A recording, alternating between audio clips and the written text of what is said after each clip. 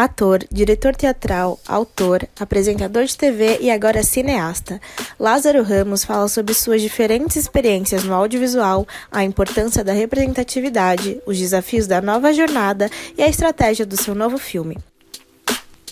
Adaptação da peça Namíbia Não, de Audrey Anunciação, medida provisória entra em cartaz dia 14 de abril e marca a estreia de Lázaro na direção cinematográfica. Eu não queria trazer como diretor, não. Eu ofereci, na verdade, a outros diretores. Eu vi que era uma história que tinha um potencial grande, os outros diretores não puderam e não quiseram, e eu assumi que essa seria a minha primeira direção de ficção, porque eu entendi que dava para falar de assuntos que estão muito presentes na minha vida, na minha trajetória como artista, mas explorando uma linguagem inovadora, uma linguagem diferente.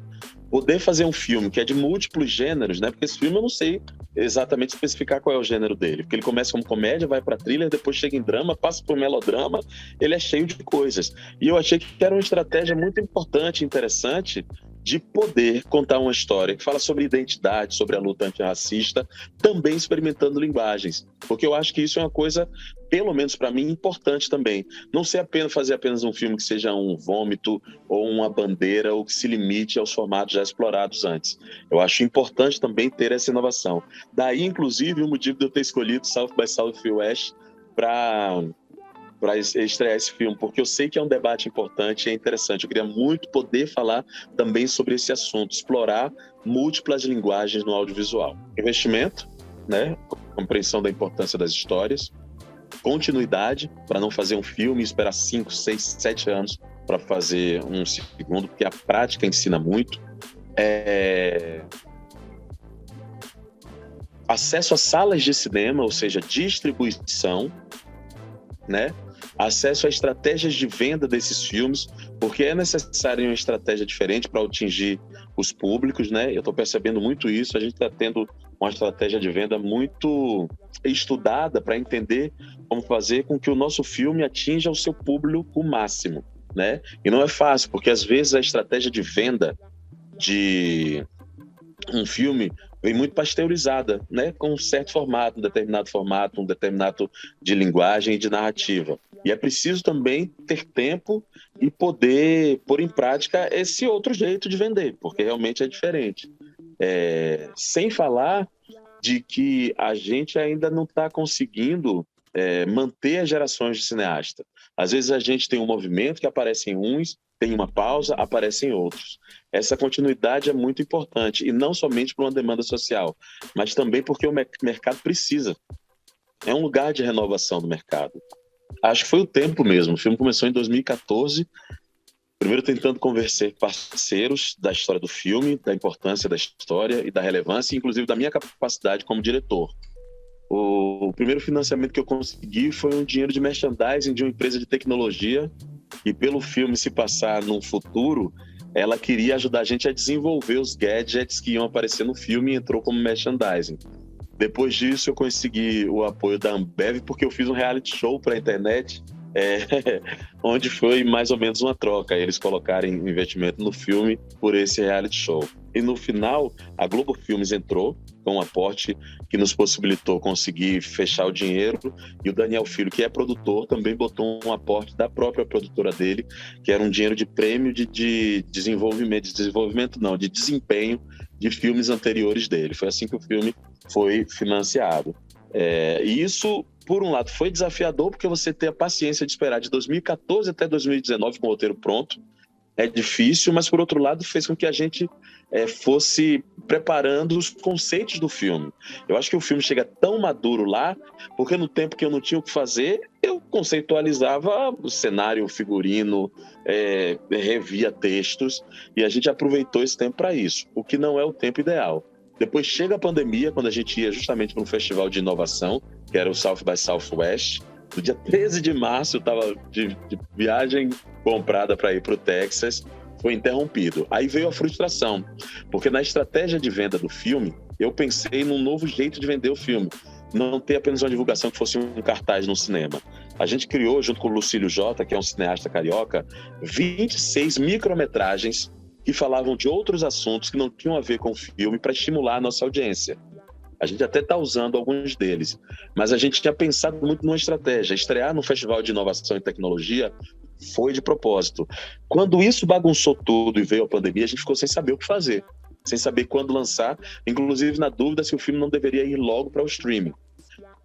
O que para mim seria um grande sofrimento, porque o jeito que o filme foi construído é para a experiência coletiva numa sala de cinema. O jeito que os enquadramentos foram feitos, ele tem um sabor diferente na sala de cinema.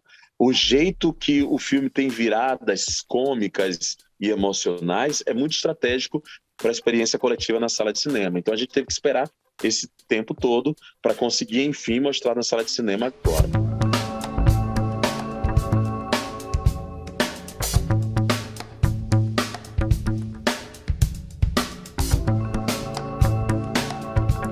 Rever a nossa história para corrigir erros cometidos, mas também para a gente se orgulhar. É importante, o filme é cheio dessas referências por isso também. É um filme que não fala somente de dores, ele fala também das nossas potências. E ele não fica somente diagnosticando problemas, ele oferece alternativas de convivência. Isso era muito importante para mim e isso está expresso em tudo. Na música que toca, né? O filme tem Rincon Sapiência, Lineker, Baco, Agnes Nunes, Elza Soares.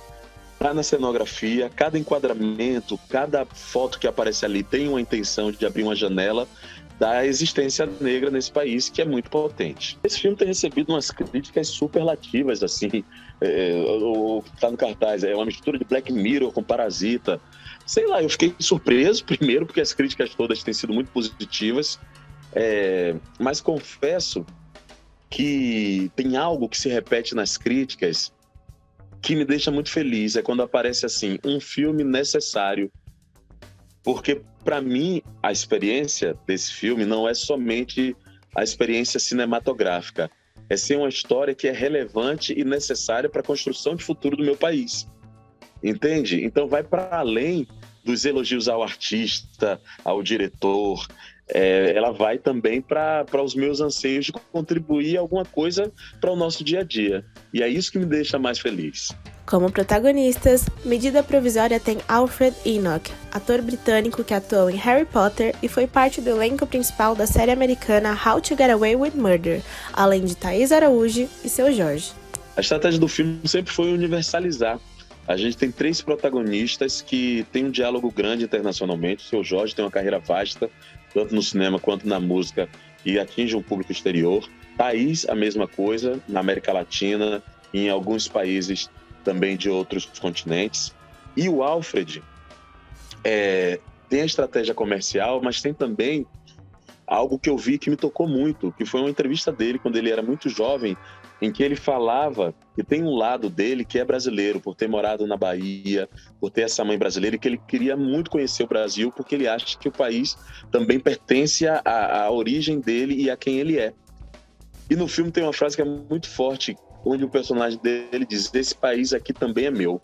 Um filme que fala sobre território, sobre descobrir o seu lugar, a sua origem, fez todo sentido. E ele traz em si, o Alfred, algumas características que são muito importantes para esse personagem. Ele traz uma nobreza, um olhar idealista e às vezes até uma inocência, que eu acho que eram muito importantes para o personagem. Esse trio de protagonistas, além dos outros 74 atores, é um número grande de atores, eles formam um mosaico dos vários lados da negritude que a gente tem no nosso país. E eu acho que o filme fala sobre isso também, sobre esse direito à individualidade. O meu nome é André e esse aqui é meu primo, Antônio. E esse vídeo é para o mundo inteiro nos ouvir.